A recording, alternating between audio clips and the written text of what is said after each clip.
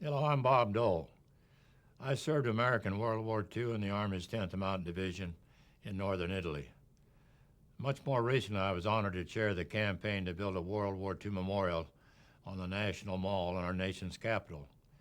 I was proud to participate in the dedication of that memorial and the National World War II reunion during Memorial Day weekend in 2004. It was great to see so many veterans there with their families, along with the many who had kept the home fires burning. As I waited to speak, I cannot help but remember some of those who I had fought alongside. After all the years, we have finally kept faith with those who made sacrifices for the cause of freedom. This video tells the story of that eventful weekend in Washington when we gathered together and dedicated the memorial. It is the story of how America recognized veterans and their families, showed them respect, and offered its fitting tribute to a generation.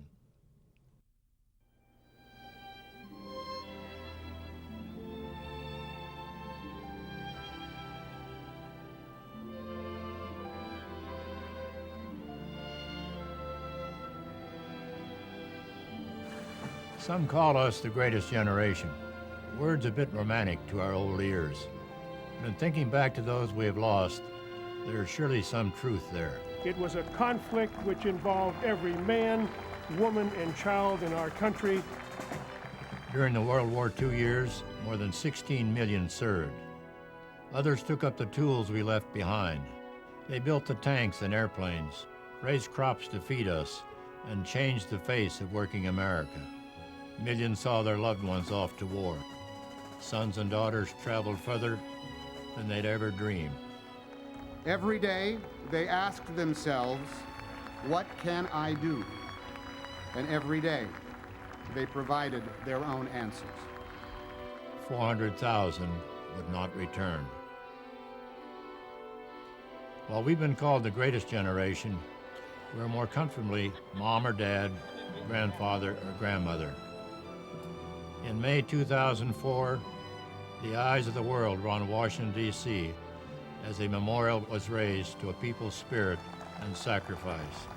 I proudly accept the World War II Memorial on behalf of the people of the United States of America.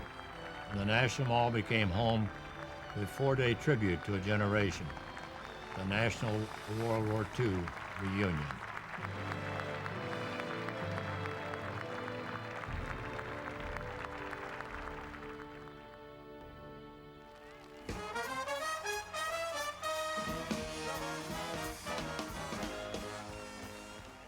The reunion brought together veterans from all walks of life. Those who attended were greeted with a conversation, familiar tunes and dances, the sights of our youth. Now that brings me to where was I? I was attending a lot of farewell parties at the University of Kansas and very few classes. And I remember Dean Woodruff called me in one day and he said, Bob, you're not doing much good around here. I said, well, I'm having a lot of fun. He said, have you ever thought about joining the Army? I said, the thought just occurred to me. I was in England when the war came to an end. Enormous, wonderful celebration in the town of Norwich. The lights came on in England for the first time in 6 years. That's what this is all about today, the fantastic contribution that music made to World War II. The event was produced by the American Battle Monuments Commission and the Smithsonian Institution Center for Folk Life and Cultural Heritage in cooperation with scores of other organizations. It was their hope that the reunion would speak to veterans in the spirit of the times, that the event would be a second homecoming. More than 300,000 attended, making the reunion the largest gathering of veterans since the end of the war. The dedication of the World War II Memorial was a gathering point, and the event was broadcast worldwide. There were Medal of Honor recipients and past presidents. Those who had worked for the Memorial Campaign spoke to millions. Fred Smith was co-chairman of the Memorial Campaign and did a great job with corporate America. Representative Marcy Kepner had introduced the legislation. At this place, at this memorial, we acknowledge a debt of long standing to an entire generation of Americans. Those who died, those who fought and worked and grieved and went on. They saved our country and thereby saved the liberty of mankind. The news media made the reunion its favorite story. Police escorts ignored traffic lights and whisked the buses straight to the mall. Well, I'm really impressed with some of these young people coming up and thanking me. Well, I'm just one guy. I didn't do anything. All I did was just flawed missions. All you guys saved the world, as a matter of fact. Well, we had a good time. Reports were aired and printed across the country as communities embraced the dedication, each in their own way. Several hundred people gathered to celebrate a generation. Possibly the greatest day of my life. But at the end of the day, it was the vets themselves who made the celebration worthy of their own accomplishments. Many of them arrived in groups, most with their families. I remember my old outfit, the 10th Mountain Division, came from Fresno, California. A former POW came from Seattle. A Navy mechanic came from Texas by way of New York. As on sidewalks all across America, on subway trains, at the memorial itself, Americans are anxious to hear what a generation had done. A nation of sons and daughters made "thank you" their favorite phrase. We made a family reunion from California, New Hampshire, New Jersey, New York, 3 states. Because my grandfather is a central part of our life, so it's just a nice way to honor him. I haven't seen so many people in all my life. Really, I mean, I really think it's maybe gives people a better, some of these, a lot of the young people and everything makes them, give them a different eye on where what their freedom is all about, really. Some would tell their stories a few times a day, others just once, and for them, that would be enough. The Veterans History Project assembled hundreds of volunteers. They would record thousands of oral histories for the Library of Congress, a gift to ours and future generations.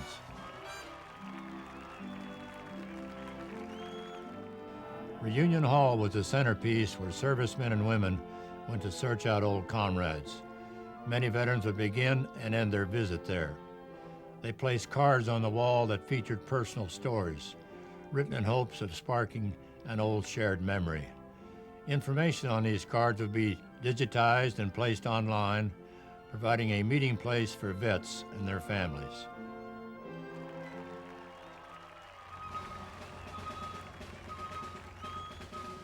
The reunion grounds were enormous. To facilitate the crowds, organizers set up thousands of folding chairs. Volunteers handed out 500,000 bottles of water. Huge tents housed the activities. Designers made ready use of artwork from the times. Some elements were meant for the younger audience to give them a better picture of what things were like. Huge screens showed historical footage from the war years. These would also show images of the memorial dedication and the reunion itself, and a prayer service from the National Cathedral. It occurred to me in this great service that there's another group that we've not mentioned, those who returned from this war and whose lifespans did not reach this glorious day. My father is in that number. I know John Chain's father is too. What noble service, what noble people.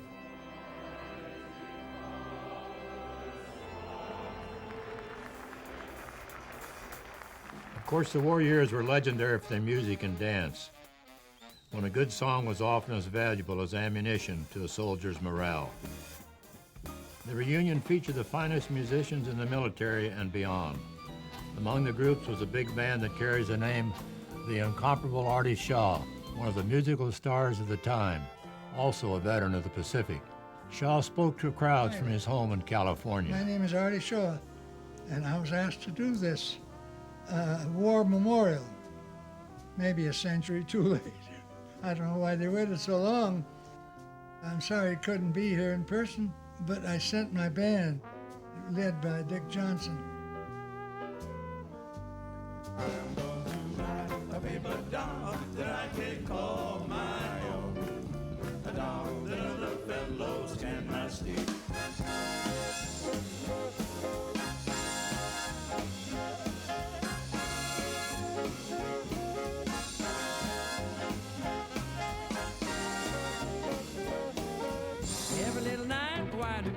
shake with fright because my dynamite changed her mind about me. Dinah, if you want to do China, get me an ocean liner just to do with Dinah Lee. Thanks so very much, everyone. Thank you. My sister, Sally Lawrence, is here today. Would you stand, Sally? Many in the audience were familiar with the headlines of the war, the battles, but knew less about the home front, the rationing, the accomplishments of women. The fellows who wore the uniforms weren't the only heroes of the war. The people who waited at home, worried, the mothers and fathers. If you had a soldier in the family, you put this up with a blue star. Well, my two brothers and I were all in the service, and so that's why my mother had a flag with 3 stars.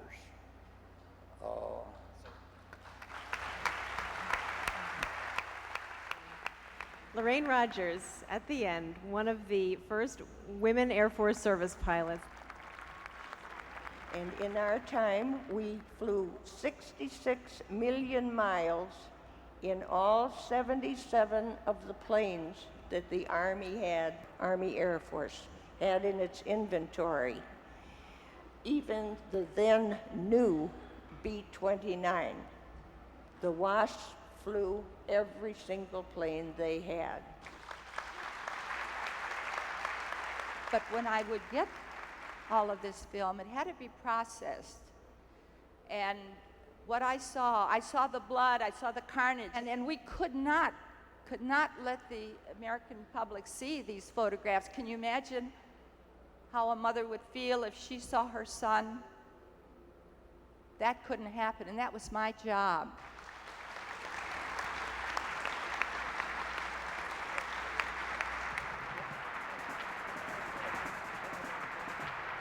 More than 30 service organizations were on hand to answer questions and explore resources, including the Department of Veterans Affairs, the VFW, and the American Legion. A motor pool was created to give the public some idea of the military vehicles of the time. Well, it brings back memories. Memories. But this was also a chance for the veterans to reconnect with the past. Finding himself alongside an old ambulance loosened a flood of memories for a veteran who drove one in France.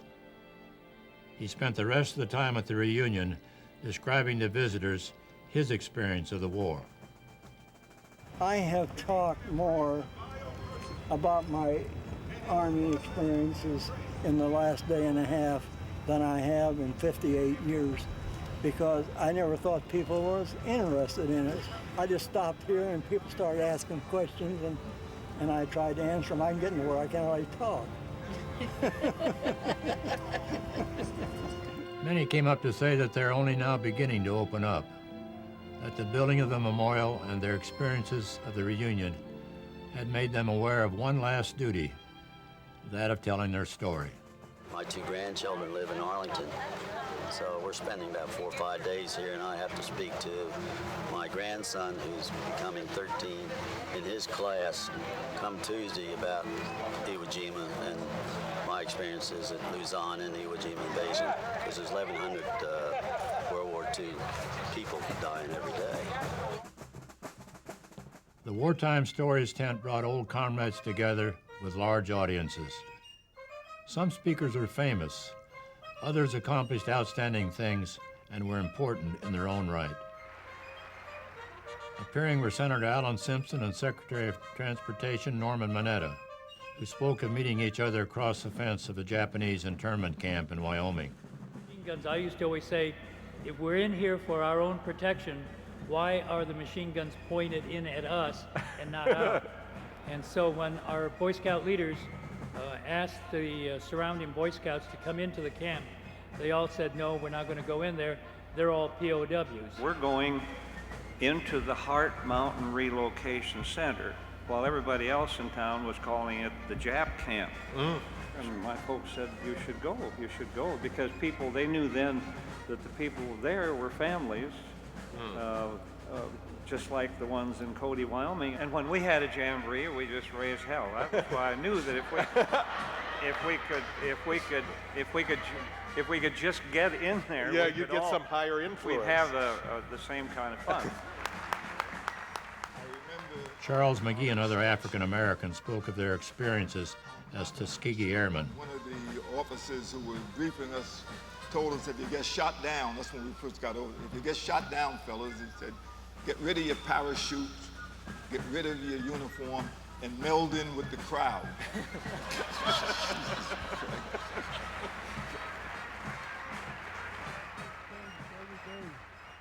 Sessions highlighted the contributions of the Navajo code talkers, recently portrayed in a Hollywood film. So how do you think that 29 young Navajos developed a code that no one has ever broken it? They must have had some help from above. Former prisoners of war were there to speak. Actor Jack Palance told of Hollywood's contributions to the war effort. Mike Wallace was a Navy communications officer. We cared about our country deeply. We were caught up in a mutual enterprise because we were going to straighten something out, and by God, we did.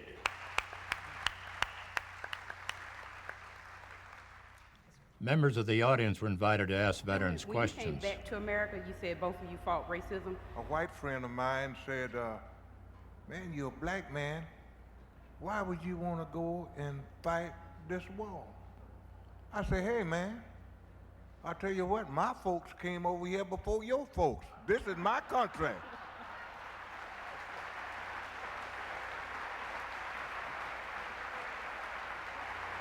Was anybody here in this audience ever aboard the Alabama when I was there? Baseball great Bob Feller found an old shipmate in the audience.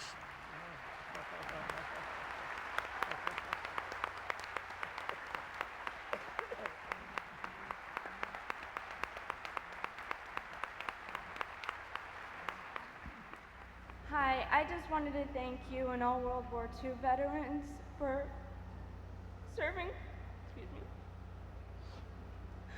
serving for our country and making this world a better one to live in. You guys are a great generation and you're my heroes. Thank you.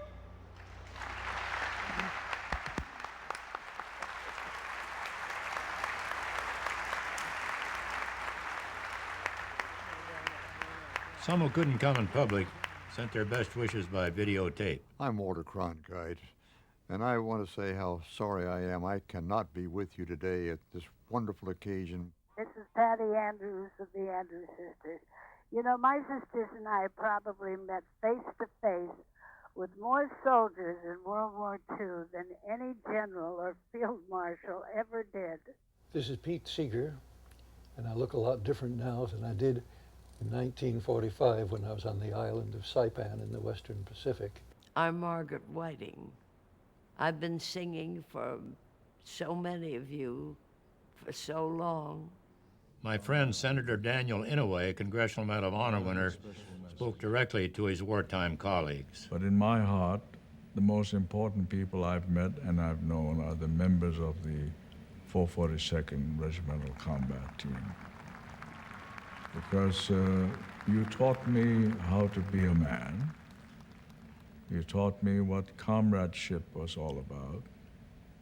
You taught me what brotherhood was all about. Because of you, I am able to talk to you as a United States Senator. Because of you, life has been good to me. And I think because of all of us, life has been better for those who follow us. The World War II generation changed the social workings of America in ways too numerous to count.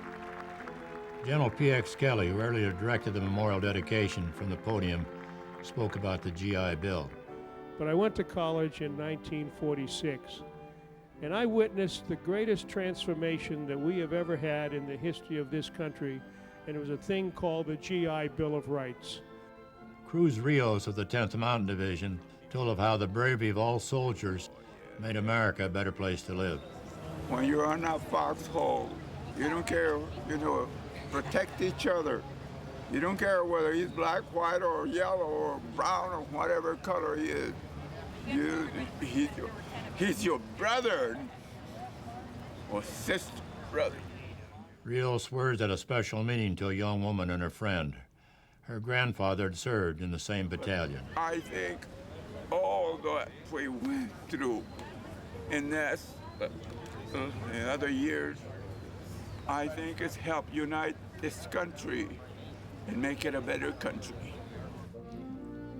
Often it was a grandson or a granddaughter, or the wife of a combat veteran, who coaxed him to the event. They were often responsible for getting them to tell their story. One woman, the daughter of a vet who had recently passed, brought only her father's photograph. I know he'd get frustrated because we didn't understand, but now that I'm an adult and finding out more and listening to the other veterans, I'm better able to understand how important this was in his life. And I wish he could have been here for this. It was really an honor to be amongst them, but in particular, Dad.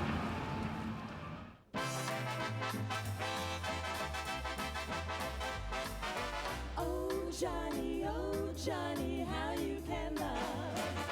Oh Johnny, heaven above, you make my sad heart jump with joy. And when you're near, I just can't sit still a minute. The reunion featured a family activities area. Children learned what V-mail meant to the troops, then wrote their own to today's soldiers serving overseas. Along with parents, they learned to swing, as we did in the 40s. Wartime radio shows meant everything to overseas morale, offering a vital touch of home. At the reunion, radio production was demonstrated down to the sound effects. The editor of a magazine honoring veteran flyers spoke of starting his publication as a high school student.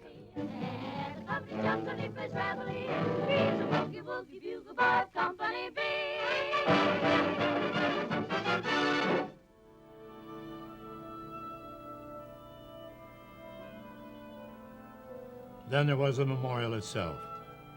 Majestic, fitting, placed between the Washington Monument and the Lincoln Memorial, linked to each by a timeless flow of water and fields of grass. 3 monuments representative of our nation's 3 most difficult and defining moments.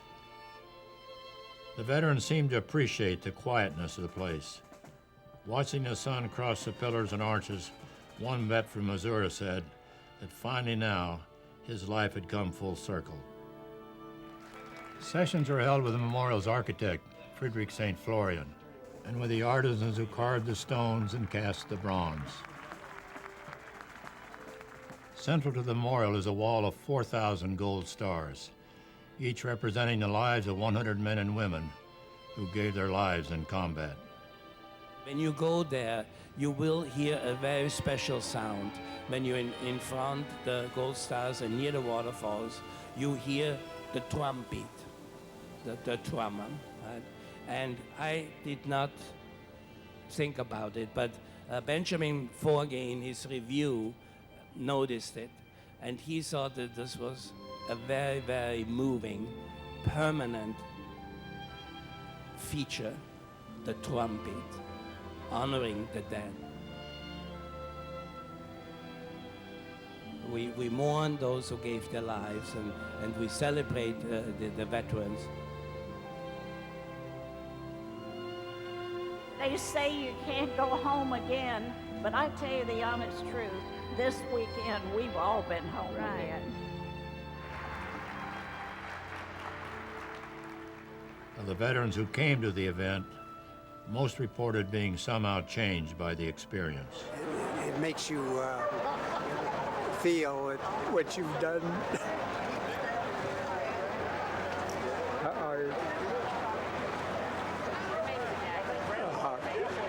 Well, it's great to get the recognition.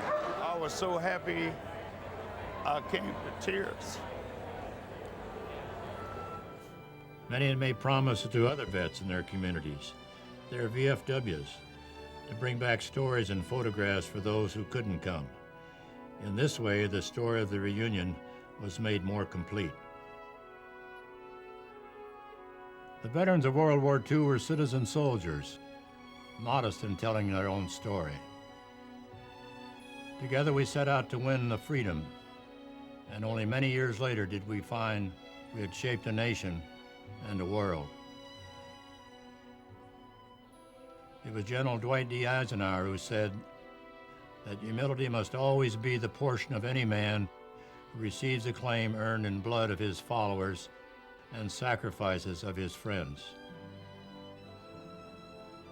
In the future, though, perhaps through the power of some remembrance of the World War II reunion, even the most silent veteran might be moved to say his piece, to share a story with a grandson on a porch swing, or a daughter at a kitchen table, at a reunion of old friends who share something nearly inexpressible, a nod from some member of the greatest generation.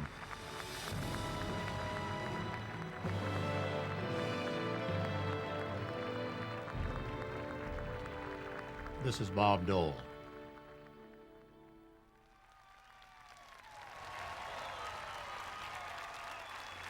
The President's own United States Marine Band. We'll have a medley of our armed forces songs. The Army, the Navy, the Coast Guard, the Air Force, and the Marine Corps. And we ask that if you or someone in your family has ever served as a member of our armed forces, that you stand when your song is played.